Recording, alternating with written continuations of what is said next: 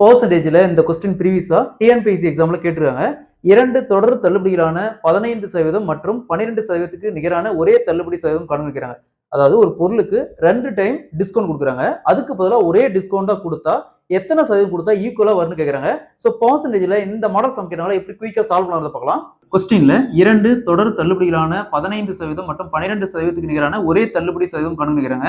So பெர்சன்டேஜ்ல இந்த model some கேட்டாங்களா இதுக்கு x plus y minus x into y divided by 100. So x அப்படிங்கிறது 15 plus y அப்படிங்கிறது 12 minus x into y. அப்ப 15 into 12 வகுத்தல் 100. So ரெண்டையும் ஆட் பண்ணா என்ன வரும்?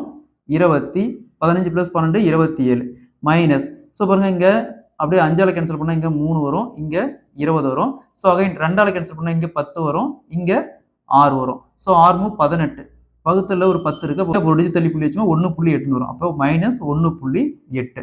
ஸோ 28ல 1.8 போச்சுன்னா மீது என்ன வரும்? 25.2%.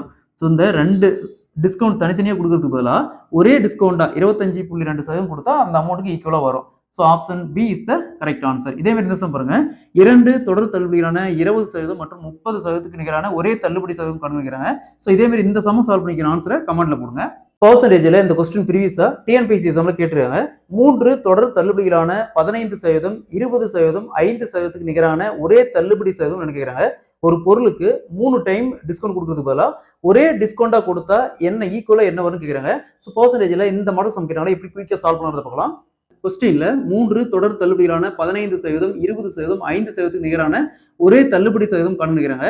சோ பெர்சன்டேஜ்ல இந்த மாடல் சம் கேட்டாங்களா ஃபர்ஸ்ட் இந்த ரெண்டு வேல்யூ எடுத்துக்காங்க. சோ இதுக்கு ஒரு ஃபார்முலா இருக்கு. என்னன்னா x plus y minus x into y divided by 100. So இந்த ரெண்டு வேல்யூக்கு சோ இது x ன்னு எடுத்துக்கணும், இது y ன்னு எடுத்துக்கணும். சோ அப்ப என்ன இருக்குது? x க்கு 15 plus y க்கு 20 minus 15 into 20 வகுத்தல் சதவீதத்துக்கு 100. சோ இந்த 0 0 அப்படியே கேன்சல் ஆயிரும். நெக்ஸ்ட் 5ஆல கேன்சல் பண்ணா இங்க 3 இங்க 2 இந்த 2 அப்படியே கேன்சல் ஆயிரும். So 15 plus 20 35 minus 3 equal to 32.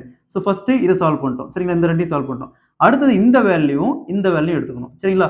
இதை சேம் இதே ஃபார்முலா அப்ளை பண்ணணும். ஸோ இங்கே எக்ஸுக்கு என்ன எடுத்துக்கணும்?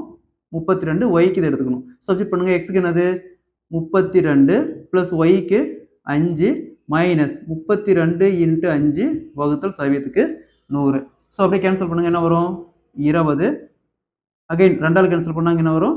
16. அடுத்தது இங்கே 10 வரும். ஸோ ஒரு டிஜிட் புள்ளி வச்சா 1.6. 32 பிளஸ் 5 37. 37 மைனஸ் 1.6.